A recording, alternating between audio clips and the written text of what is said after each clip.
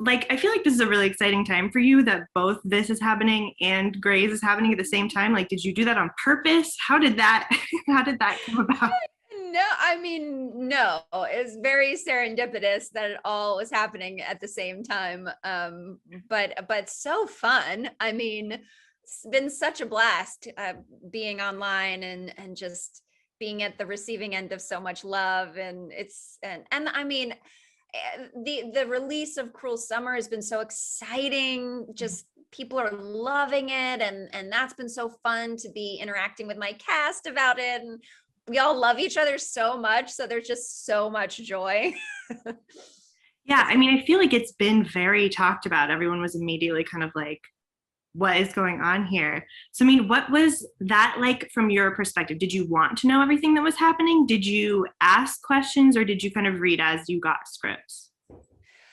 So we were given Tia Napolitano, our amazing showrunner, who, you know, Burt Royal created the show, but then she wound up writing all the episodes. She's just like such a phenomenal powerhouse. But she would give us, we'd have like meetings where she would be like, "Hey, this is what's coming," and then she would tell us. But she always would never tell us what would happen in episode 10. So that was definitely held for a very long time.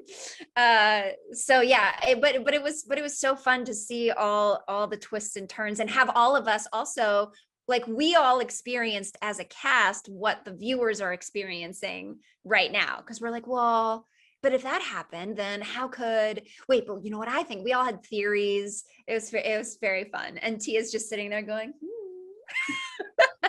I mean, what's interesting is we have not yet seen you in the third year that we've yeah. gotten to see. So what can you, first of all, what is it like to kind of chronicle this family's descent, clearly, because they're, you know, they're not together anymore by 95 to 95. So what can you say about that? And like, what can you tease about what we're going to learn about what happened? So the only thing I'm allowed to say about 1995 is that you will find out where Cindy is. That's the only thing I'm allowed to say. Okay. Sorry. All right. So sorry. So then in just 1993 and 1994, what is it like? What has it been like to kind of, especially there are like subtle differences in there, especially in between in this mother-daughter relationship. Yeah, I think in 93, Cindy is working on her daughter, you know, and it, from her perspective, it's all from love, but there is this sense of like, oh, you know, maybe if you like, when you get your braces off, and maybe we do something with your hair. I love seeing your eyes. If you could just take your glasses off, like, wouldn't that be so pretty?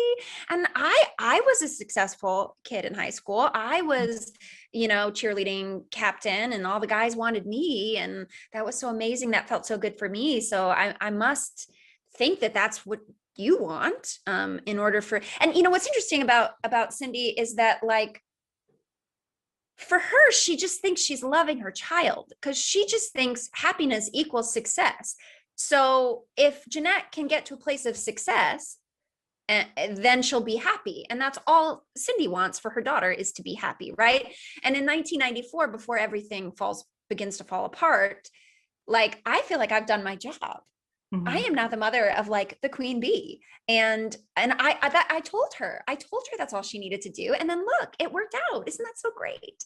You know? And so there is this sense of, like, in 93, yearning for that thing and trying to make that thing happen. And in 94, being very happy about that thing happening, until, like, it starts to fall apart. And then everything begins to shake.